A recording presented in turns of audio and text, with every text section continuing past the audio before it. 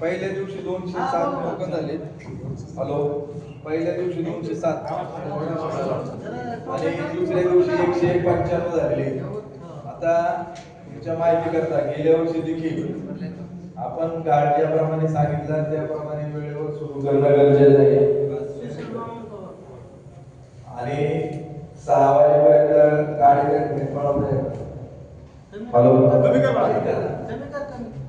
Hello, तर आता 207 झाले. त्यावेळी गाडी बरोबर सकाळी 10 चालू करावं लागेल.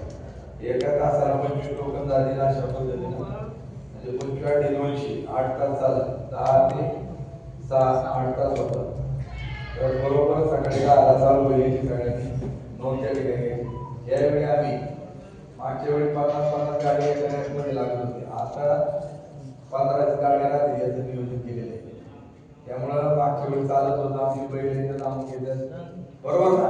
आता त्यामध्ये शॉर्ट केलेले जे 15 असतील तेवढे ऍडजस्टमेंट फक्त 15 गाड्या 15चा लॉट संपला बाहेर टाकून द्यायचं. त्याला काही पर्याय त्या ठिकाणी नाही.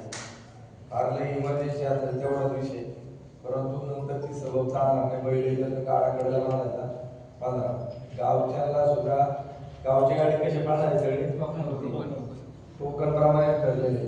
त्याच्यावर सगळ्या चर्चा झाला. 5 गाड्याच्या 10 गाड्याच्या तो याला नंबर काढून द्यावा. तसं काय नाही, गावची सगळी गाडी टोकन प्रमाणे काढेल.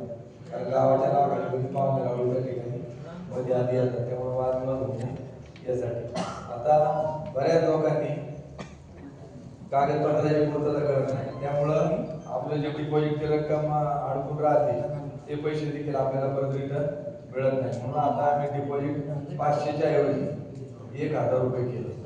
याचं कारण ते शिक्के मारायचं काम चाललंय.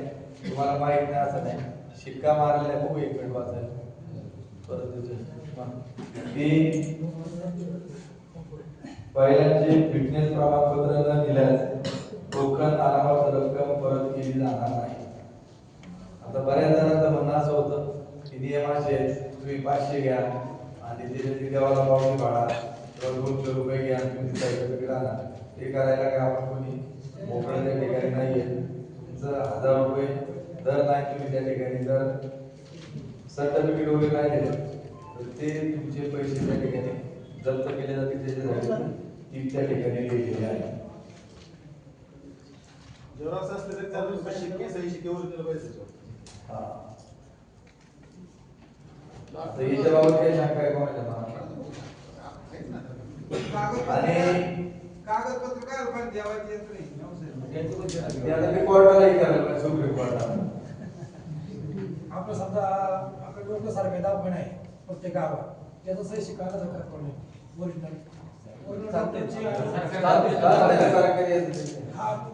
त्याला खाजगी डॉक्टर चालते.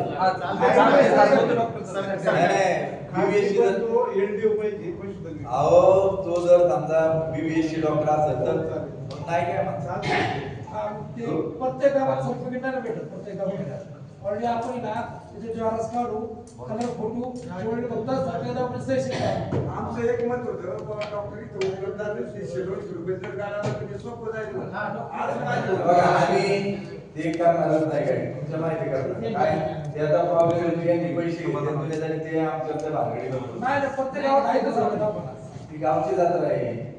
इथं सगळ्यांचं लक्ष आहे. हे पुढे चुकायचं तर आम्हाला गोड करायला नाही नाही प्रत्येक